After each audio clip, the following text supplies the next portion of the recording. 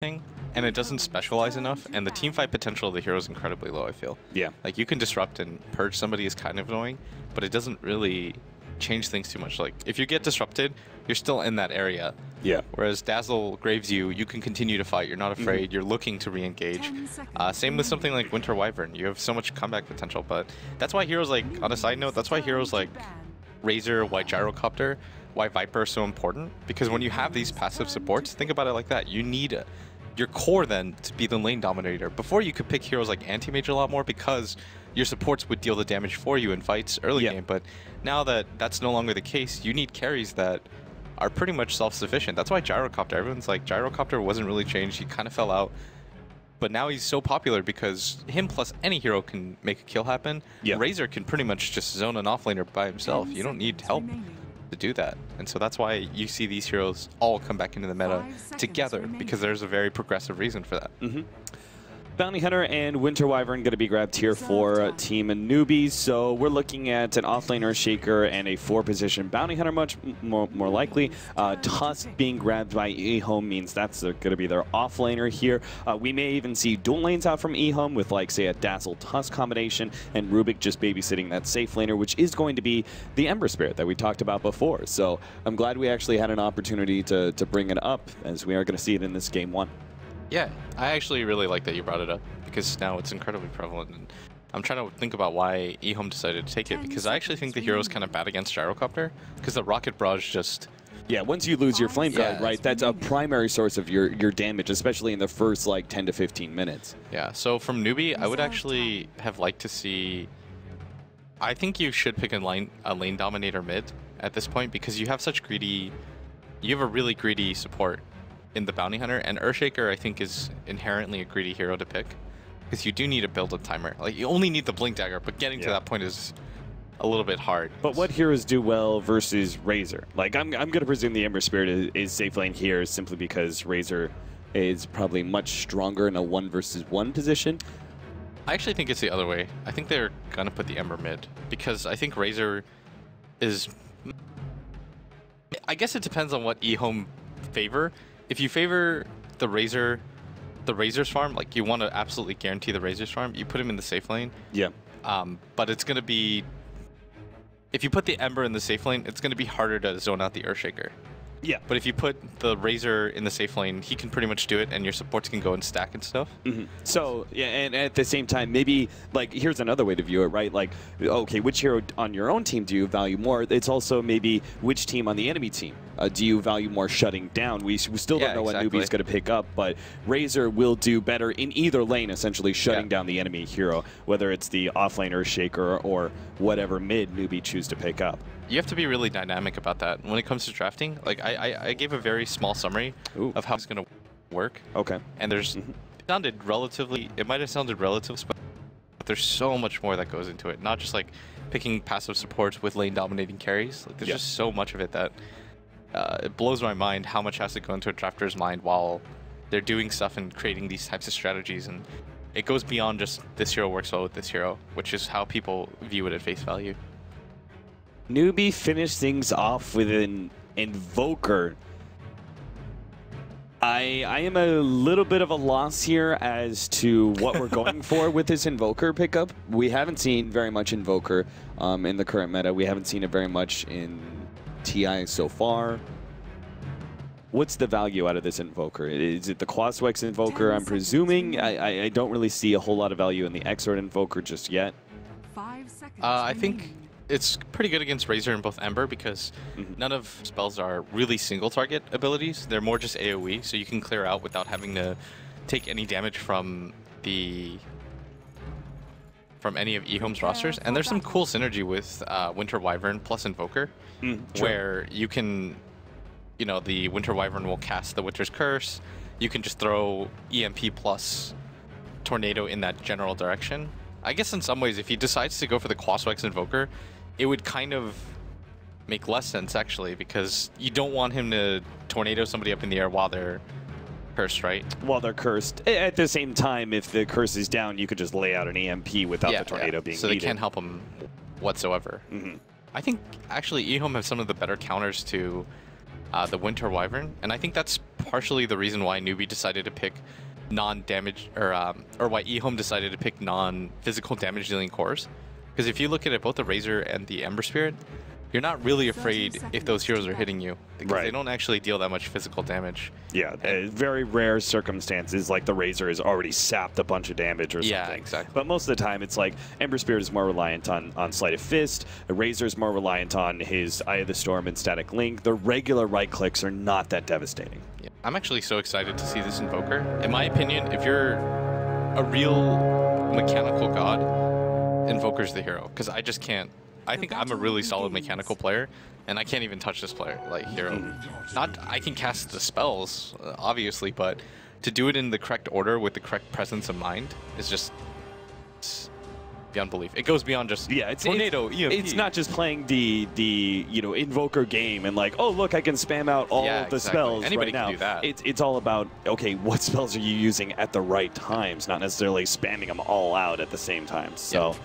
All right, so the dual lane is going to be happening here in middle. Sansheng and Mu are going to be facing up against CTY and Lana. Now, this is, I say, a dual lane, but it's kind of a tri-lane with Banana trying to sneak in an early pickoff on the Courier. He actually gave himself a ward in between that Tier 1 and Tier 2 tower, putting a lot of priority in making sure that CTY doesn't get too far ahead. That being said, Ember Spirit did go for the Poor Man's Shield build, which I like a lot against the Invoker, primarily because Invoker's damage is very weak. His right-click damage is like hardly anything when he doesn't go for Exords. So if the Poor Man's Shield is going to be soaking up a majority of his damage. But this also means he's not going to be getting an early bottle or anything for the Bounty Hunter to pick off. Moo's actually kind of messing up a little in regards to CS. Like, he's missing some that I wouldn't anticipate him to miss, just because I think that Mu is probably one of the top 5 mids especially at TI4, right? Where he just... Oh, yeah. He was amazing, and so I think there's a little bit misplay here, but maybe he's just not super used to playing the hero. And with this ward down in this middle, they really need to be able to pick off the Courier. You don't do that, and that ward doesn't provide you with anything unless you're picking off the Courier. Yeah. Top lane, we've got RTK playing the Tusk. Now, he's going to be going against Rabbit's Gyrocopter, who will obviously be babysit a little bit by Sansheng. He's not going to be spending all of his time middle. Now, Tusk should be able to get a decent amount of experience here, but it is one of those lanes he can't be overly aggressive. So, if anything, he may see an early rotation into the middle lane to help out our Ember Spirit. That duo is actually quite powerful. Snowballing in someone. DDC is running in for June here, trying to get that kill. Lanham actually drops a little bit low. Banana almost dies, but a Fissure comes out at the last second. A right click brings him down to 4 HP. DDC, though, unable to finish off that enemy Bounty Hunter thanks to the Fissure. And that also means their counter ward is down. So Bounty Hunter and the Earthshaker run themselves back to base. At the same time, though, this is still really good for Ehome because look where that creep wave is. This is a lot of missed experience for the offlaner. Yeah, this is just good decisions overall by Ehome. I know we were debating whether or not the Ember Spirit would go mid, but I think they actually correctly ascertained that it would be a Quaswex Invoker, because if it was an Exord Invoker, this CTY would be struggling. Yeah. But because it's a Quaswex Invoker, he goes to the Poor Man's Shield, and he's actually heavily out-CSing the mid Invoker. So the range advantage that you once had is completely neutralized here. Yeah, and that's the big advantage, right, of having a draft like Ehome's. If, say, Newbee last picked up, oh, Banana, taking away that, oh, they actually both got the counter wards. So counter for a counter. Anyway, going back to it, like, say Newbee picked up a last pick at Viper, right? At that point in time, you're not going to run your Ember Spirit mid. Yes, you put the Razor against it. So it's always nice to have that versatility in lanes when you draft. C2I takes a bit more damage as Banana's hovering around here, but without a successful gank, Banana is kind of falling behind in experience. And that's always the biggest danger of a bounty hunter, is if you roam around and you're unsuccessful in getting any kills, you're not going to get that level 6 very quickly, and you'll have to spend a lot more time solo XPing out of lane while, you know, another hero tries to rotate around and get kills, and just means really loosens your effectiveness as a bounty hunter, because it's all about the track starting about 15 minutes. Yeah, see, if you're an Ehome fan right now, you're incredibly satisfied with how everything's gone so far. CTY, he's playing a hero that almost always gets punished, which just, I think I even called it right. I was like, they're going to pick something that will punish him mid, but this Quaswex Invoker simply can't. So he is doing a good job of free farming. The Bounty Hunter hasn't had any impact in this game so far. The offlane Earthshaker, because it's a Razor, he just can't go down there anymore. Like, it's just not possible. Without level 2, Bounty Hunter is unable to pick off the Courier as it heads back to base. So that empty bottle. So the Bounty Hunter's just Banana's not been getting any of his objectives in. If you talk about early game and what the Bounty Hunter needs to accomplish, so far he's failed every single objective. And it's just because Ehome are playing really well defensively around this hero. And this is always my biggest concern. Like Bounty Hunter, I was talking to, actually I don't remember who I was talking to about it. I think it was one of the Russian players, maybe FNG. I was talking about, like, why do you go Bounty Hunter? Like, why is Bounty Hunter that valuable if there are some very obvious weaknesses, whereas you look at other heroes that are first pick, second pick in the draft right now. Oh, Moo going to be caught out here. He actually gets brought back into the tier 1 tower. A quick tornado, but still gets caught out by the chain. CTY, they're both dropping low, but it is going to be Moo. No, he stays alive there. Both CTY and Moo will walk away quite healthy. Still no first blood on the board. Yeah, but the Courier was sniped. Radiant's Courier was sniped. It is a Bounty Hunter that has enough levels now, and that's fairly significant, getting that Courier snipe, because he was pretty much... the Bounty Hunter pick was just not paying off, but now it kind of is okay. But onto your point about Bounty Hunter. Oh, yeah. So the Bounty Hunter essentially was, he said that, you know, Bounty Hunter does have some very clear weaknesses, but the thing is that Bounty Hunter is such a special hero because it forces the enemy team to both draft and play differently in the early game than they normally would. And that's why it's more valuable. Yes, you can have certain situations where, like, you don't get anything done in the early game, and then once you get your level 6, the enemy team is 5-manning, and Bounty Hunter doesn't bring as much as a 4 position than many other supports would. And yeah, there's some very obvious weaknesses to that hero, but it's just because it provides so much pressure early on in just the draft. It's like, hey, you have to deal with a Bounty Hunter now. You have to pick, you know, these kind of heroes. You have to play this kind of way. You're putting pressure on the supports to buy a lot of counter wards. It's just too valuable in what the enemy is forced to do, and it kind of makes up essentially for some obvious weaknesses there. Oh yeah, you have to place a sentry mid, you have to make sure your Courier doesn't get sniped, you have to have dust and wards on you when you're a poor support, you have to make sure you don't take bad fight. Like, you can't chance fights against a Bounty Hunter that's level 6. Yeah. And the reason I'm really pointing that out is because, like, you look at drafting right now, it's all about heroes that are strong in many different occasions, right? Like Gyrocopter, always strong. Some of these supports, kind of always strong. Earthshaker, like, valuable as a support or an offlaner. Like, these heroes are always good, essentially. Now, we are going to have a fight here in the bottom lane. Looks like Newbee want to go for the Razor here. Already slow him down. The Fisher gets laid out. Immediate TP wave, but Shuriken stops him. And YJ is going to be going down as well as Lana. It's not only first blood, but a double kill that goes to Rabbit. He's going to be a happy camper. Not always does a core like this want to rotate over to the off lane, but this one was certainly worth it. That was actually so well set up by Newbee. They created this perfect pincer where nobody could get out. You saw the Winter Wyvern on the side coming in over the secret shop using his Arctic Burn. You saw the Invoker TP from the front. The Fissure was just perfectly well set up. Everything about that was just really well played by Newbee overall. And I thought that Ehome was doing fine in the laning phase, and they are, because their Tusk is doing so much better than the Earthshaker.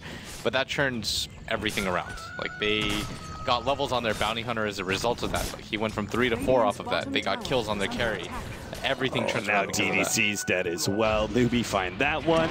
And I think they're well set up to continue to put pressure on this tower as they get pick off after pickup. Lonham gets a really good telekinesis toss back in. The Razor actually does a lot of damage with the plasmid field, but again, it's just still not enough. Nobody's rotating over. The Ember Spirit is still not ready to go. Now the Snowball comes in. They're going to be able to stall up more of these heroes as the TPs start coming in. Looks like the Bounty Hunter's the first to fall farther up. They do have a call down. DDC immediately getting blow up. Now ROTK's in some trouble. June lays out the Fissure to finish him off, but Ember Spirit is finally here to clean up this aisle. Newbee here we go. Will lose the Gyrocopter. Moo trying to get away, but to jump in with that Remnant. CTY runs out of mana now, but Moo, I don't think he's making it out of this one. There's going to be right click that comes eventually. Razor, yeah, he moves around.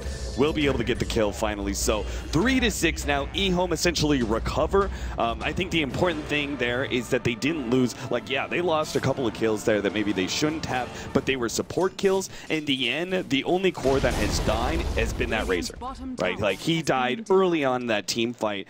the other fights that happened, you know, Razor was still, both Razor and Ember Spirit were able to be a part of the kills and not die. You would prefer CTY to come in like that at the end, yeah, at the same time, because he gets more XP because they're just overall more leveled. He's only splitting that experience with the Razor, so I think he's going to be really satisfied. Banana's going to just be, oh, that's got to hurt. What a dick. What a dick. He's going to be so angry about that. Yeah.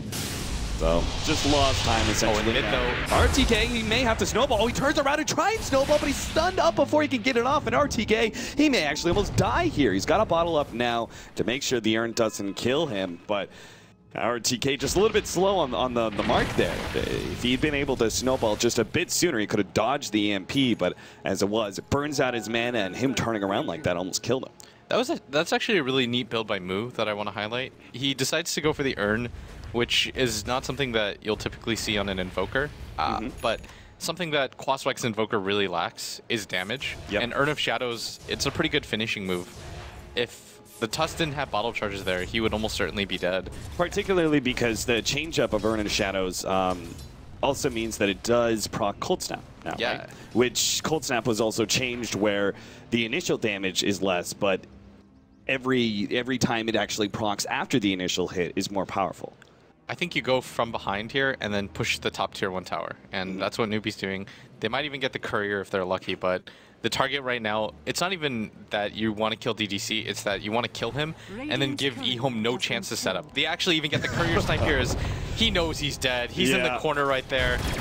He can't even TP away because Earthshaker still has that enchant totem ready to go. So Newbee, I mean, the playstyle that they brought to TI4, right? They brought the infamous Death Ball, and they knew how to play against it as well. Newbee are showing very early 5-man movement that is finding so much. Like for the first team fight that they had at the bottom lane, clearly caught out 2 people and was able to allow them to almost take that tier 1 tower bottom. And now this one will find a courier, a pickoff, and a support, as well as almost taking this tower as well. And the thing is, they're not being punished for 5-manning, really. I mean, CTY is the one hero who is kind of free farming, while Newbee are grouped up. But the rest of Ehome do have to 4-man just to be able to keep their towers alive, because otherwise they just fall into too much of a net worth deficit. Yeah, and Ehome want to try to take fights early because they have the type of lineup that is want to do so. They've got a mech coming on their Razor at any moment, and now that's twice they've lost that courier. I think that's pretty much giving away tower and a half in gold to Newbee for free. And that's the best thing about a courier kill. It's because it's, I don't know how to put it, but once you take a tower once, you're never going to get it again, right? Yeah, it's gold that you usually don't expect. Exactly. Razor is going to be potentially caught out here. Looks like the Ice Shard's going to come in, and RTK might be able to save him. There goes the Winter's Curse, but Razor is still very healthy, and it's Moo who's going to go down instead. Ember Spirit is going to look for more here. Both June and Sansheng on their way out, but a beautiful Ice Shards locks in June, and he will be going down. It seems like a 2-man Fisher will not stop his death, only delay it, and Sansheng looks like he will get away. Tusk, yeah, he's looking for extra kills, but there's no one above that tower. So 2 pickoffs like that, and it's now Ehome's turn to 5-man and take an objective. I like how Ehome are playing this. They're not being a little bit too objective heavy. They're just saying, oh, we're going to let you set the pace, and then we're just going to counter and reapply pressure. I think that's the type of player that CTY is. We saw it yesterday, right, where when he was playing Bloodseeker against Empire, he was never the first one in the fight. I think I even pointed this out. I said he's got the Midas, he's just farming, he's perfectly okay with the pace of this game, and then he comes in when it matters. Right. And he's the game changer every single time. Every single time you've seen the Ember, he's the person that kind of leads the charge and says, I'm the cavalry, I'm going to make the difference in this fight. And it really is, because now he's just got more farm than the Invoker can keep up with. Like, if you take a look at the net worths, he actually has more than 1,000 over the Invoker, and he's actually really close to the Gyrocopter, who's been more or less free farming this entire game. And that's really surprising as an Ember. Yeah. He's built up 2,200 gold. His hero is kind of made a little bit, it's a little difficult for CTY because the Flame Guard gets burned off immediately by the Invoker Tornado. And the area of it is so big that there's almost no way you can defend against it, but still. I mean, the hero pick itself is paying off. Yeah, it really seems like the Ember Spirit and the Bloodseeker, these are the type of heroes that fit CTY's playstyle quite well. So Newbee have moved into the Ehome jungle now. Rabbit is farming those one up. It looks like he's going to be going for the early S&Y build on Gyrocopter because they are fighting so much. I like this build. This also gives Gyrocopter very early physical damage, which I think is rather important versus some of these heroes like the Razor and Ember Spirit, who can shrug off some of the magic damage. We talked about, obviously, it kind of goes, you know, a little bit both ways, right? The fact that Ember Spirit is sometimes good versus magic damage because he's got an extra 500 HP in a way, but he's also so dependent on that Flame Guard for damage that magic can be a little bit of his bane. Newbee are going to be running into Banana here. The dust already catches out Banana. He's not going anywhere. Now, Newbee do come in. They have a Fissure, but with the ice shards blocking them out, they're not able to get uphill. Moo, in the meanwhile, does manage to take that tier 1 tower in the top lane, and this is pretty key because he wants to get that early Orchid so he can start ghost walking around and finding pickoffs on Ehome. I like that CTY saving his money here. I know that this what do they call it? I can't remember what his player's name is called. The Mushi style, where you save up 10k gold even when you have buyback in every single item in the game. But I like that he saved it up. He just wanted to see, and I actually thought he wouldn't complete the drums, just because if he sees the Invoker going for the Orchid, then I feel the more natural strategy is just to keep the Bracer and then go for the Manta style. Yeah, you want to pick up that Manta as soon as possible so the Invoker doesn't have as much time to counter you, right? Because when the Orchid is up and you don't have Manta, you're very susceptible to that gank. Yeah. In fact, I think it's just such a hard counter for it. And if you notice, he actually decides to go for the Yasha instead of going for the Battle Fury. Like, this is a very natural progression.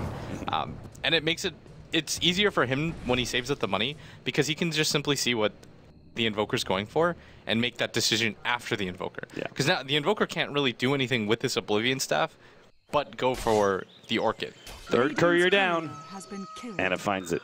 Oh boy. Yeah. Again, he's just pairing his ward setup. Really offensive wards that seemingly is always catching out the couriers. Now, CTY knows the Bounty Hunter's up here, but he's going to continue to push forward. What do you think about this ward? This was probably placed when they were going for that tier 1 tower. Yeah, it was. Early on. It's very offensive, though. Even if it was based around that tower, it's still a significant amount of ward vision that they're placing in the enemy jungle.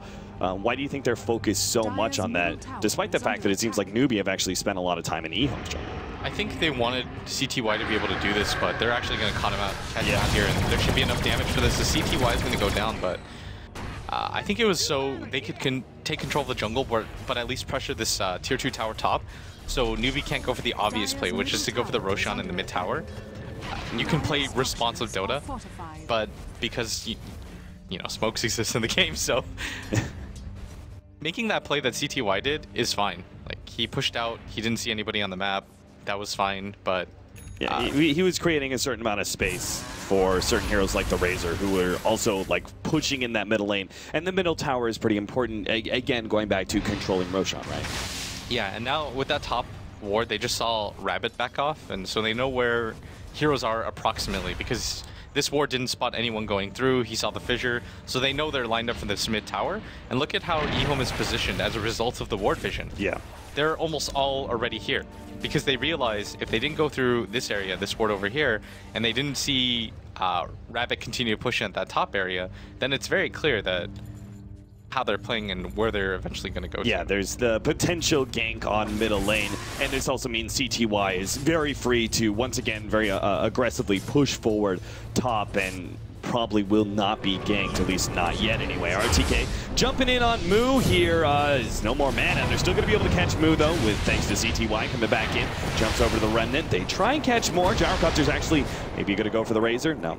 It's just too many heroes of Ehome set up, and with the Invoker already down, Newbee are not prepared to fight. Yeah, Newbee can't lose Moo in that early engagement if they want to be able to save this mid tower, and this is going to be fairly significant for Ehome to take, because it opens up the jungle completely for Ehome to invade without any sort of response, because Newbee then would have to play preemptively. And so by Ehome taking down this mid tower, if you notice, teams just prioritize saving the mid tower above anything else, because it's the entrance to the jungle that matters the most.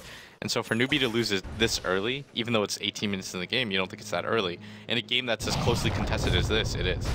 Oh, RTK, he's going to find the Blink Dagger of June, but man, Tusk is still such a tanky hero, and he's actually going to ball up. He knows even if he does die here, it's fine. His allies are going to be set up for a great fight. The Echo Slam gets laid out, but it's still not enough damage to finish off ROTK, and you get a kill on both the Ember Spirit and the Razor.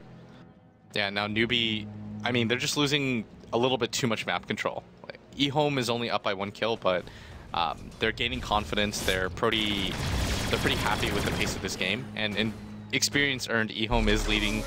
Net worth, there was a slight lead towards Newbee, but it's pretty marginal, and considering that Newbee's item builds are supposed to be geared towards the mid game, Ehome's going to be really happy about it, because once Moo gets his Orchid, the effectiveness of the Orchid itself isn't going to be that great, because you don't want to Orchid a Razor. One, it purges you.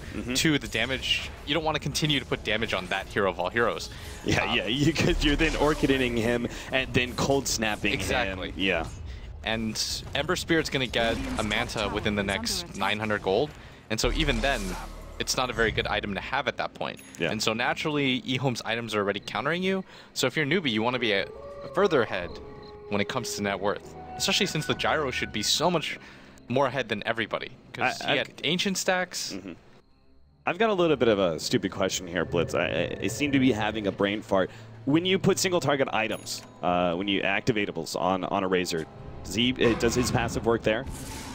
Oh, when you Orchid or Hex him? Yeah. Yeah. It does, right? Yeah. So you go in, you Orchid him, you cold snap him, and you earn him. 3 different unstable currents that are going to be bouncing back to you.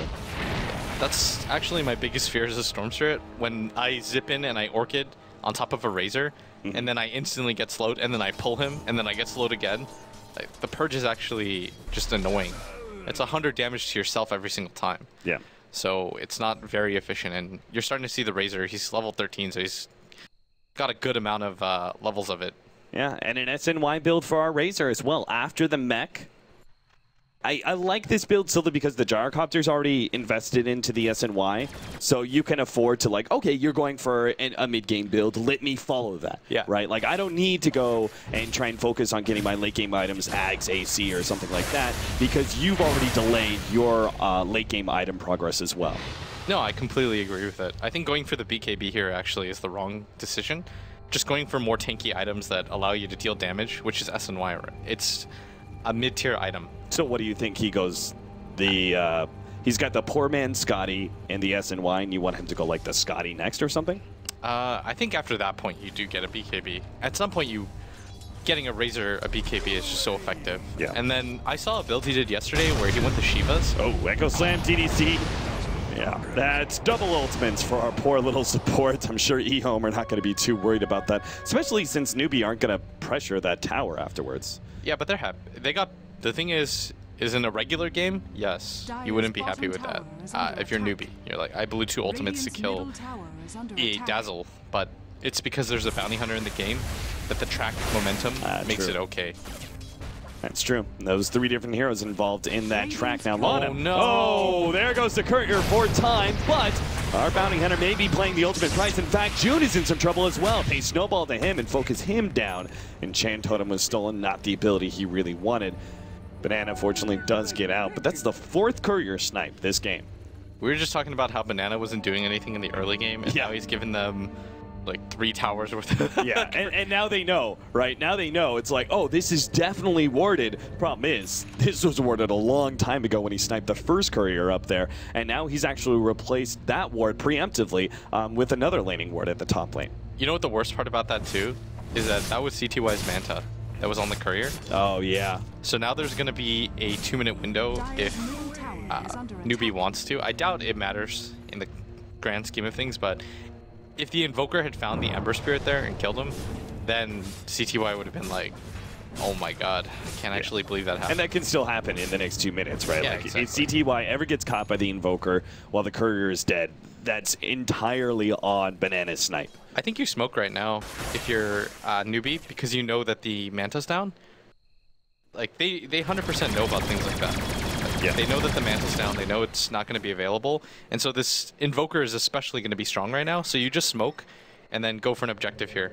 Like, going for the mid tower, wrapping into the enemy jungle is fine here. And see, this is what I mean, is that that's the bigger effect that the courier dying there. Like everything, that's what I love about the Chinese players is because they consider all this stuff that I as a commentator have to like double check for. But I know for a fact that they know already. Like they've already thought this out. And, at bottom lane, CTY, he's gonna TP out. They actually, oh, this is disastrous. Yeah, unfortunately they miss out on CTY, so this smoke isn't going to work. They had found somebody like CTY. As you said, they could have taken an objective. If it was a good enough fight, maybe they even go back and take Roshan from there.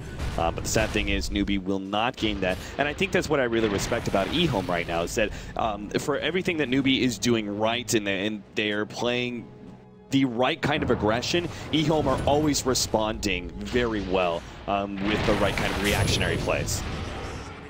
Yeah, they're doing a good job of just keeping off the map. CTY had good presence of mind to just say, okay, I'm probably overstaying my welcome, and in the next 30 seconds, now they'll have the Manta style on him, and so they'll feel a lot more confident. But Newbee went for the right play there. Like, that was very clear that they were going to group up as 4 once they saw that Manta dead, and they might even go for more here as they know that they're split up.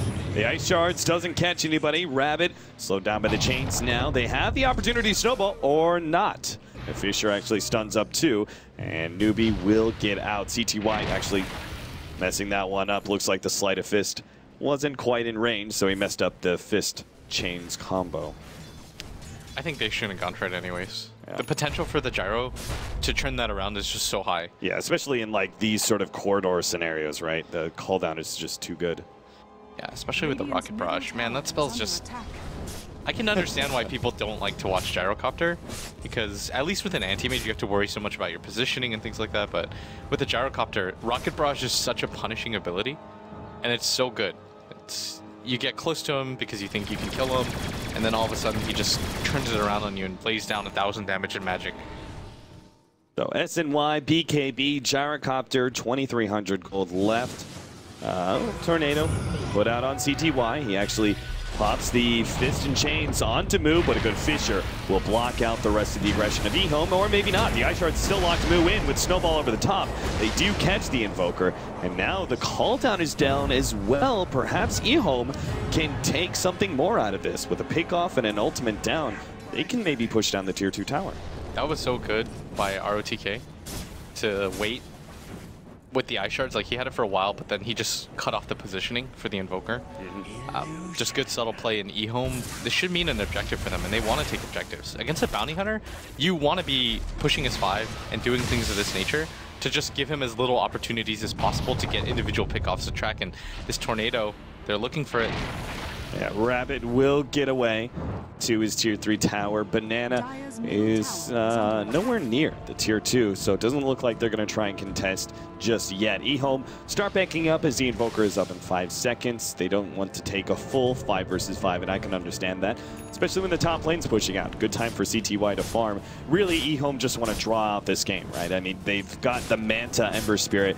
It's sort of reactionary items, essentially, to deal with the Orchid, but it also means you're a little bit low on damage, so you want to wait until you've got that Battle Fury and Crystallis picked up. I think if you're Newbee here, you want to just try and take a fight, because they do have a really good item advantage. Like the heroes that have the items that they want, they've got the Blink Dagger on the Earthshaker. There's not a whole lot that's going to make them stronger than this at this moment. Right. And so they're going to go for the smoke here, and they have to get something out of this though, because I believe that's their last smoke. Yeah, it is. They're not going to have another smoke for another 6 minutes, so they're going to go for the Roshan here, because if you go just for a single kill and it doesn't work, like when they went for the bottom kill and it doesn't work like that, then you're just so screwed if you're Newbie. Yeah, or say you even find the kill, but it's a support. Yeah, exactly. You don't want that to happen, because if you're looking at Ehome's lineup, they've got a Rubik with the smoke, and they've got one on their own. And so all it does is make it susceptible for Newbee to lose fights and objectives. And so they're going for this this play, and they actually know that they're doing it, but they might just be way too late. June is in a really great position. Even if Ehome were there, say 5 seconds earlier, he was still ready to go with the Fisher block. So in the end, Ehome actually give up a Roshan. Don't really get anything for it. Most of the time, teams will have an idea about when an enemy is taking Roshan like that, and will either be able to get a contest fight or sometimes go for the split push. It's a very classic trade. Dire side take Roshan, Radiant side take tier 2 top, but this time Ehome don't get anything but farming time. That was the Bulldog precedent. That's what EGM said, that when Alliance used to play that, Bulldog had discovered, like if you're Radiant, yes, you have to give up Roshan, but Bulldog had just discovered that you can take so much more as a result of that. And now that's the standard play, and that's kind of the impact that Bulldog has had on Dota 2, I guess, is that he's the one that set up that trait, I feel. Or made it at least really popular. It's like, if you know they're Roshing for sure, just go to the opposite side tower and take it. Yeah. BKB is the next item up for the Razor, which means he should be able to get in close quarters with the gyrocopter, static linking him, and won't feel the recourse of damage when you get a little too close to a gyrocopter, which is that rocket barrage. So this item, I think, is going to be incredibly important. There's still going to be a big upgrade in physical damage, though, for the gyrocopter, as he's about to complete his MKB. In fact, they'll almost straight up have it if they can actually take this tier 1 tower. Now, Lonum's going to be caught, and with the rocket barrage over the cliff, plus a call down, Lonum, he almost gets brought down. He managed to get the Shallow Grave to save him for a little bit longer. They actually pop the Winter's Curse just to make sure that Lonum doesn't escape.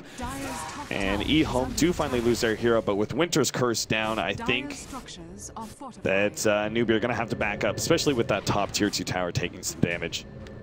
You know, it's weird because I think Newbee, in a lot of ways, have the better late game lineup. But I think that Newbee would prefer to push at this point and juncture, because if you take a look at Ehome's lineup, they don't actually breach high ground very well, and they can't clear creep waves. Like, to clear creep waves, you'd have to get in vision within distance of the tornado. Like, ROTK does have, I guess he has the blink eye shards, but it's not efficient at clearing creep waves. But if you look at Newbee's lineup, they can clear creep waves forever. Oh, the drums, they went the wrong direction. They didn't expect Rabbit to be so fast. And managed to get away from them there. Looks like a missed Observer Ward here from the Dire side. Didn't actually see this one placed till now. I'm presuming that there's a cliff area here that allows you to see behind the tier 1 tower jungle area. What's the button again? To F2 and F3. Oh, okay. To be able to see vision. It allows you to see a little bit. I'm presuming there's a better spot than what it sees here, right? Yeah, okay, we won't focus on that. Yeah. These guys are 10 times better than I'll ever be, so I'm not gonna put too much stock in my own judgment, even though I'm supposed to be the analyst.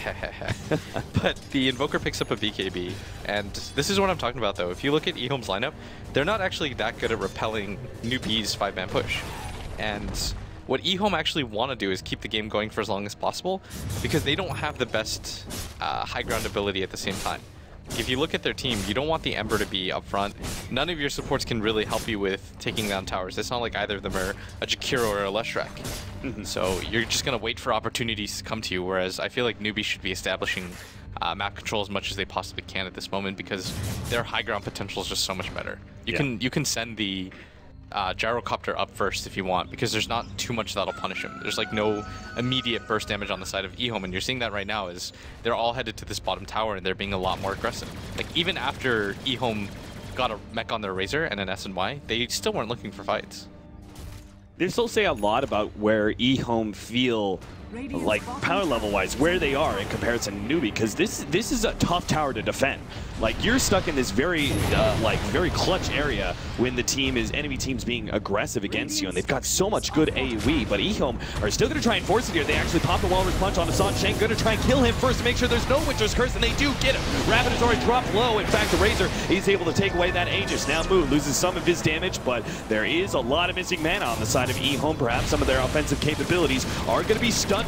June is waiting out his opportunity to hit an Echo Slam. They have the vision of the Razor, but they're still not actually going for it. Deafening Blast will give June a little bit of room, but a Sleight of Fist and Chains locks down both. Rabbit's going to go down as well, and now Moo is caught, and on top of all of that, finally, they do get a good ultimate out from the Winter Wyvern, but it's just a bit too late. Sansheng came back to the fight, threw that one out, and it may have saved Moo, or maybe not. CTY is orching it up, but eventually that will run out, and he will be able to get another Chains on a Moo. Snowball's coming in as well. Moo, no escape whatsoever. The Winter Wyvern did manage to escape, though. Pop that Arctic Burn. Good read, though, from Ehome, focusing on the much more important core.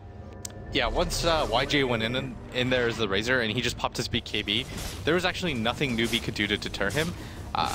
And from the get-go, it just felt like nobody from Newbee was casting anything, because they didn't get June, I think, had a few opportunities to go for the Echo Slam or the Fissure, but it seemed like he was hesitant, and he wanted a more ideal situation to present itself. But as soon as your Gyrocopter loses his BKB and his Aegis, you, at that point, have to all-in commit. Like, there's no going back at that point. You just have to, whatever fight you can take, you take. Yeah. Because otherwise, you're going to lose your Gyrocopter there, and that's probably more important than your life. Yeah, I mean, they had two of their biggest team fight abilities were completely wasted. Yeah, exactly. You didn't see... Sansheng had an opportunity to turn around and just go for any Winter's Curse that he could, and I feel like at that point, you just go for it, because the cooldown on the ability isn't so long that it breaks anything. Right. You just throw it out there, you know you're not going to get into a fight, so why not? And you didn't see the Echo Slam until it was pretty much the fight was over. Like, there were a few 2 or 3 man Echo opportunities that had happened, but I almost felt like Newbee was a little bit too content with waiting things out. And I don't think that was the play there. Like, I feel at that moment, once the BKB is over of the Razor, you just all in on him. I think also the movement speed of the Ember Spirit really caught them unawares, because when Ember Spirit pops, like, he goes for a Manta build like this, and then he has his drums active plus the Phase Boots build, he actually gets to, like, max movement speed. So I think Ehome, or rather Newbee, were probably approaching that the latter half of that fight going, okay, we had a buyback on our Winter Wyvern, let's back up and wait until he gets here, and then he'll throw down the Winter's Curse. We'll get this surprise turnaround where Winter's Curse and Echo Slam are both laid out, and we can actually win the fight. But they just couldn't get back fast enough. He just got run over by this Ember Spirit, who was able to chase everybody down. Oh, I mean... Newbee, this is like, they went for a desperation smoke to try to catch somebody in case, but Ehome have a real smoke ready for them. Oh, yes, they do. A two-man chain's already setting things up. Now Ehome quick on the retreat in order to get away from that EMP. ROTK with his haster and is trying to keep everyone in range. And YJ's right up in the front lines. Moo already losing so much armor. He's down and out first. Newbee now trying to turn things around with the Winter's Curse, but it's not even going to be close. RTK comes in. There goes Sansheng. Finally, Drew hits the Echo Slam, but Rabbit, he's not in place to be able to get any damage out. In fact, he's so low that he's going to die to RTK, and it's a total wipe without Ehome losing a single hero. Good covery there from DDC, but even then, if they had lost 1 or 2 of their heroes, it wouldn't have mattered. Newbee were just so down and out in that team fight based on the initiation. The thing is, the entire time, Newbee hadn't smoked once. Like, they had used one really early, but they had saved them for the most part, and then Lon M was just completely prepared for that. They were like, we can get aggressive now. We just destroyed them in the previous fight. Look what happened. We should take this fight. Even if we lose the tier 2 tower, we should just take everything. And that's what I was talking about. Ehome's lineup is built for Newbee to run at them, run out of power, and then eventually you can take down these towers, because Ehome's lineup is terrible at taking towers. Like, you've got a Razor and an Ember Spirit as your 2 cores. You need to just wait for opportunities where you pretty much team wipe them or close to it to be able to take objectives. And all of a sudden, Newbee's been the one that have been the aggressors the entire time, and there's still 2 tier 2 towers up for Ehome, whereas they just took 2 instantly.